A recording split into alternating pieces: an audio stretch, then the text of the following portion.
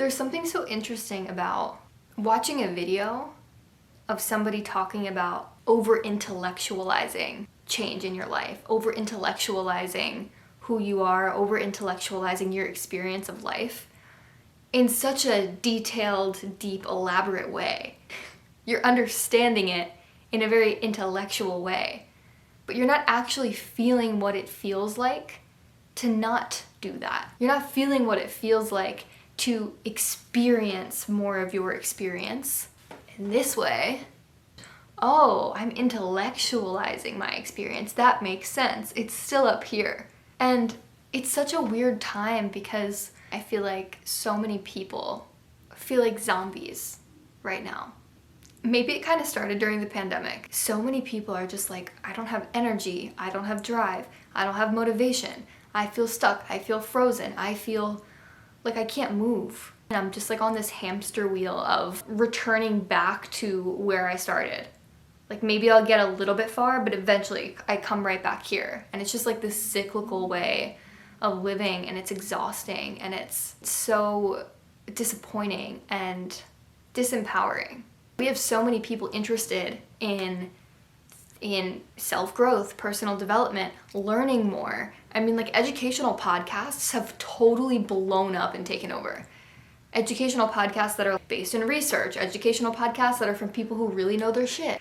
These things are becoming so big and so widespread, people gravitate towards this kind of stuff. And I think for a lot of people, that's exactly what's needed right now.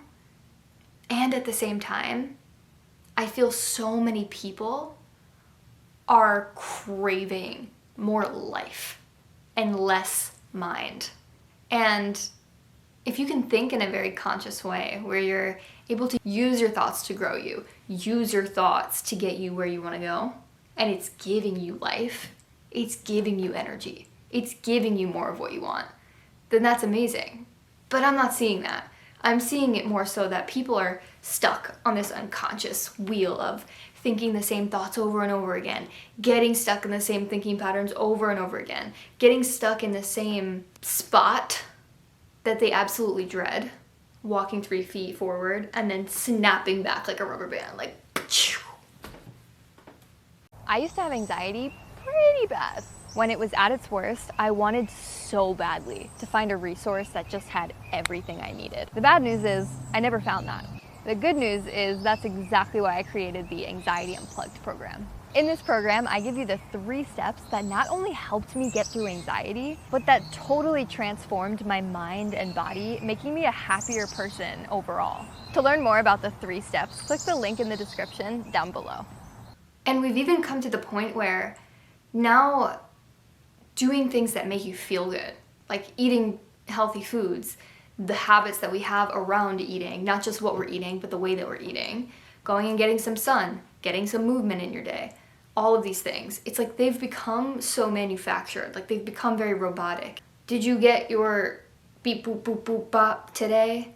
Did you get these things in your diet? Did you get this many minutes of whatever? Did you get this many steps?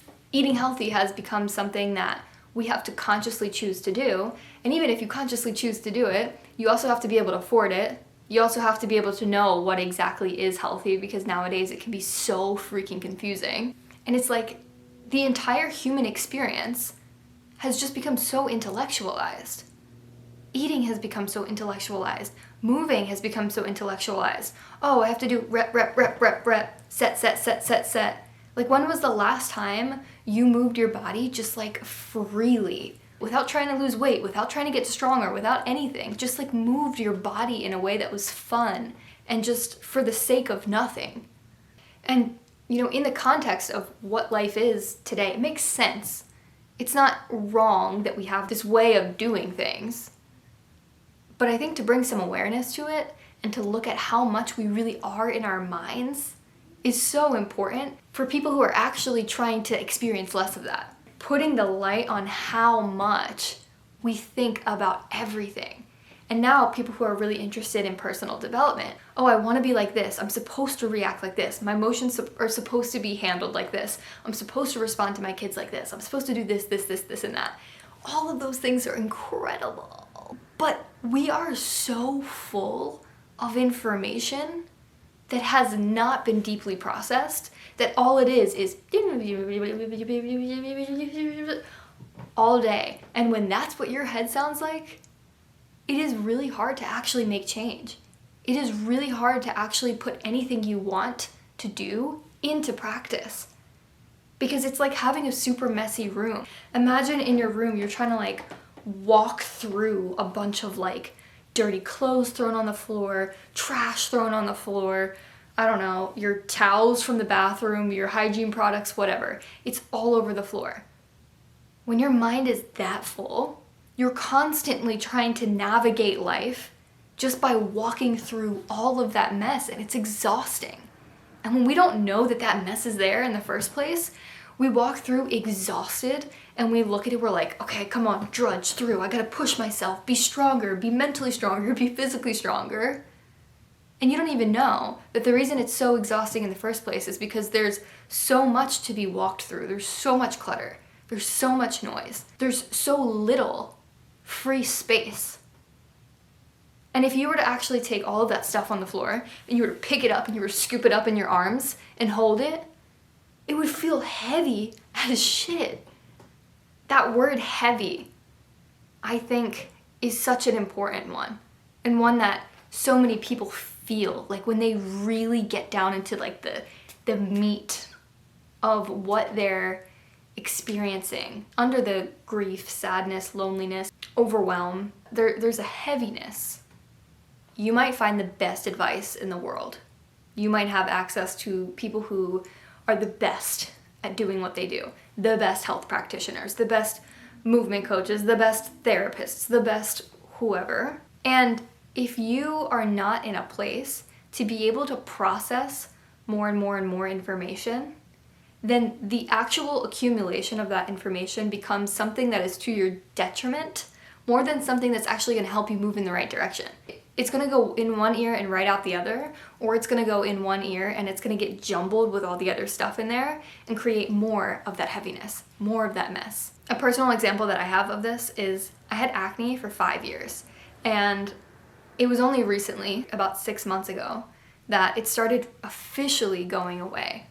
And the thing that actually made my skin get better was that I stopped using scalding hot water when washing my face and taking showers. Like, that was the only thing that really changed to make it go away. And not touching my face as much. But like, the water was the main thing. And it's like, okay, well, in a 5-year span, how did I not figure out that one thing? Like, it should have been blaringly obvious. Is that the word, blaring? It should have been so obvious to me that the water was the thing. Because every time I got out of a super hot shower, my skin was so red.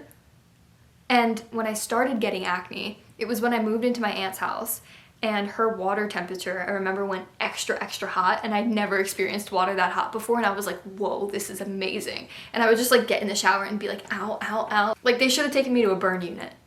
Like, I was just in there, but I was like, it hurts so good. And that was when I started getting acne.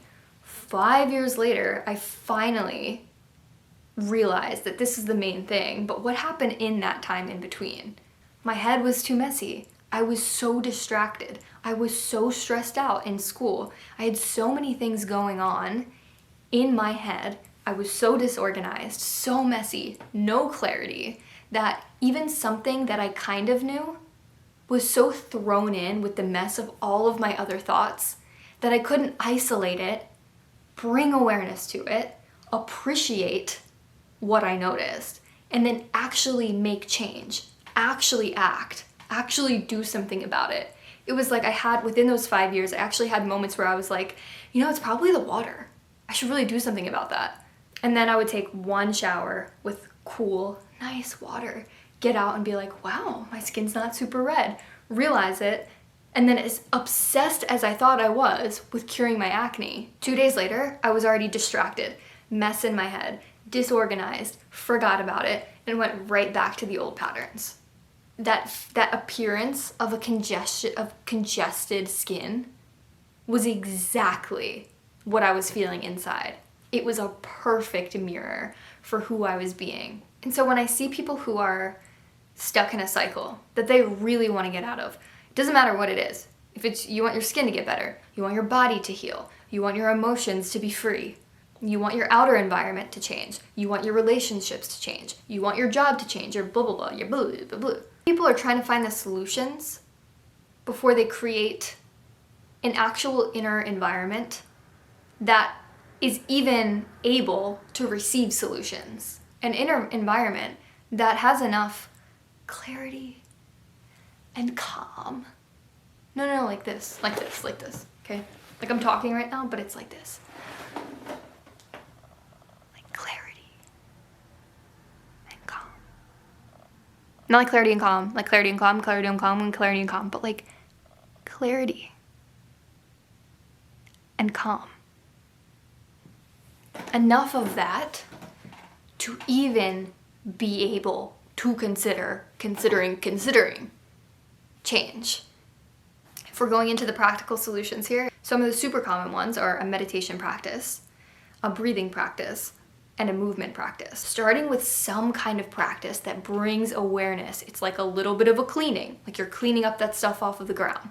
Having a practice that gives you that is so essential for beginning to create that inner environment that allows that change. It doesn't have to be those things. You could bring your awareness into cooking your breakfast. You could bring awareness into going on a daily walk, into the sport that you play, or the hobby that you love. It's less about exactly what you're doing and more about seeing this one thing, choosing one thing, and choosing to bring awareness, curiosity, openness into that thing, and to treat it like this place where you actually allow those things to happen consistently over time, even on the days you really don't want to, even on the days where it seems redundant, even on the days where you're like, why am I doing this again?